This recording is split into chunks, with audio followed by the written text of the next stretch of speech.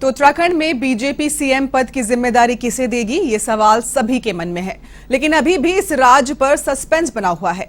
आपको बता दें, पुष्कर सिंह धामी और मदन कौशिक को अचानक दिल्ली बुलाया गया है। वहीं दोनों चार्टर प्लेन से दिल्ली पहुंच गए हैं, जबकि इससे पहले पूर्व मुख्यमंत्री त्रिवेंद्र सिंह रावत को भी अचानक पार्टी आलाकमान ने दिल्ली आने के लिए बुलावा भेजा। सूबे में सरकार के गठन के लिए आज होने वाली विधायक दल की बैठक भी अब टल गई है और इसका मुख्य कारण दिल्ली से आया बुलावा माना जा रहा है।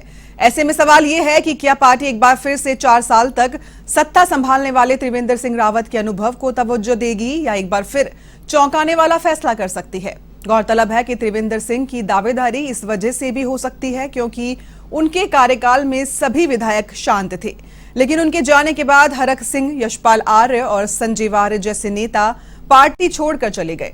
इन सब के बीच मदन कौशिक की राय भी बेहद महत्वपूर्ण मानी जा रही है क्योंकि उनके प्रदेश अध्यक्ष रहते भाजपा प्रचंड बहुमत लाने में कामयाब रही है।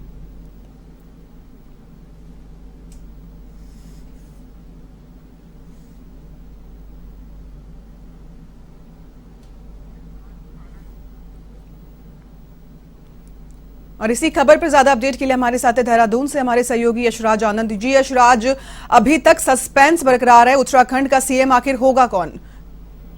बिल्कुल अर्पिता, विधानसभा चुनाव परिणाम आए हुए कुल 10 दिन हो गए हैं। आज 10वां दिन है, लेकिन भाजपा विधायक दल के नेता को लेकर अभी भी स्थिति स्पष्ट नहीं हो पाई है।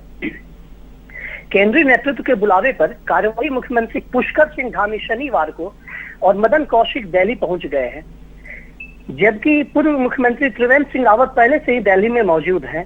इसी बीच पार्टी के केंद्रीय पर्यवेक्षक का रविवार को देहरादून का कार्यक्रम था, जो विधायक दल का कार्यक्रम जिसके द्वारा मुख्यमंत्री निर्वाचित करना था, लेकिन यह कार्यक्रम टल गया है और यह समझा जा रहा है कि अब पर्यवेक्षक यानी राजनाथ सिंह और मीनाक्षी लेखी सोमवार को दिल्ली पहुंचेंगे और सोमवार या मंगलवार को ही विधायक दल की बैठक भी बुलाई जा सकती है। ऐसे में मुख्यमंत्री के नाम को लेकर प्रतीक्षा बढ़ गई है।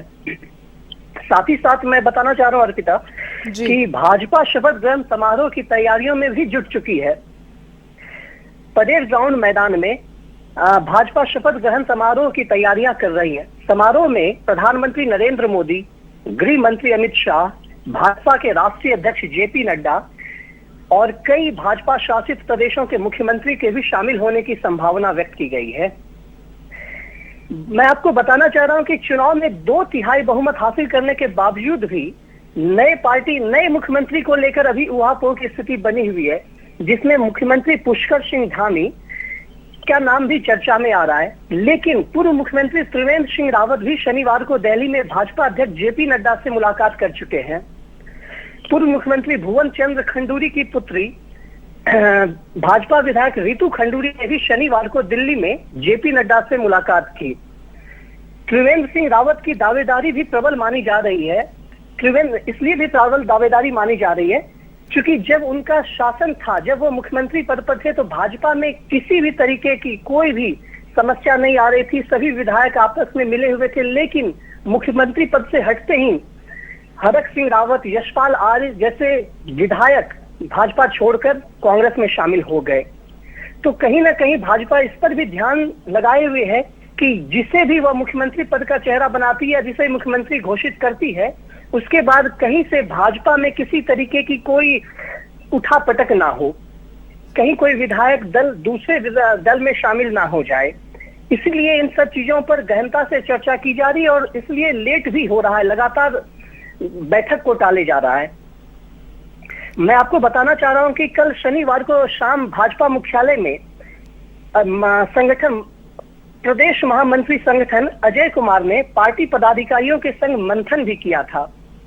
बैठक के बाद पत्रकारों से बातचीत में प्रदेश महामंत्री कुलदीप कुमार ने बताया कि परेड ग्राउंड में शपथ ग्रहण समारोह भव्य तरीके से आयोजित किया जाएगा और प्रयास यह रहेगा कि समारोह में प्रदेश के हर वर्ग का प्रतिनिधित्व हो।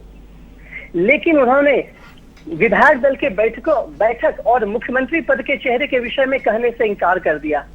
जी अर्पिता। जी बिल्कुल, देखा जा रहा है जिस तरीके से मुख्यमंत्री के चेहरे को लेकर जो सस्पेंस बना हुआ है, उसमें लंबी सूची भी है, कई नाम और भी शामिल हैं। अगर पुष्कर सिंह धामी की बात की जाए, उनका तो समर्थन लगातार किया जा रहा है, लेकिन उसके अलावा भी अगर बात करें तो सतपाल महाराज हैं, डॉक्टर धन सिंह रावत भी हैं उनके लिस्ट में। तो ये जो कारण क्या बताया जा रहा है इतने लंबे सस्पेंस का? देखिए अर्पिता, सबसे पहले तो भाजपा ने जो इस बार चुनाव जीता वो मुख्यमंत्री पुष्कर सिंह धामी का कहीं ना कहीं उसमें अहम रोल दिखता है जी। लेकिन यदि पिछले सत्र की बात की जाए तो वहां पर पता चलता है कि ये 5 साल के कार्यकाल में भाजपा ने 3 मुख्यमंत्री को बदला। तो कांग्रेस 3 तिगाड़ा काम बिगाड़ा स्लोगन पर बहुत काम की। इसने लोगों तक, जन जन तक इस बात को पहुंचाया कि भाजपा के अंदर ही कलह है, फूट है, जिसका कहीं ना कहीं कुछ परिणाम भाजपा को चुनाव में भी देखने को मिला। पिछली बार से भाजपा का सीट जरूर कम रहा, तो इसलिए इस बार ऐसी कोई गलती नहीं चाहती है भाजपा करें कि जो कांग्रेस के लिए अगले चुनाव के लिए मुद्दा बन जाए। दूसरी बात यह भी बात उठती है कि 3 मुख्यमंत्री का बदलना, प्रत्येक मुख्यमंत्री के कार्यकाल में अलग अलग काम किया गया था। अब उन कामों को भी यदि पर नजर डाला जाए तो कोई भी काम पूरा अभी तक नहीं हो पाया। तो उन कामों को भी देखते हुए भाजपा के अंदर जो कलह चल रहा है उसी को भाजपा समाप्त करना चाह रही है और भाजपा इस तरीके से कुछ भी इस सत्र में नहीं काम करना चाह रही, जिसके कारण उसे आने वाले विधानसभा या लोकसभा चुनाव में किसी भी तरीके की कोई दिक्कत परेशानी उठानी पड़े। क्योंकि लोकसभा चुनाव भी नजदीक है, भाजपा इसको भी आगे लेकर इसको भी देखते हुए चल रही है कि लोकसभा चुनाव में भी उसे बहुमत से जीत हासिल करना है। इसलिए वह अपने विधायक दलों के साथ बैठक करने के बाद ही यह निर्णय लेना चाहती है ताकि बगावत भाजपा में ना हो। जी अर्पिता। जी बिल्कुल, तमाम अपडेट्स के लिए आपका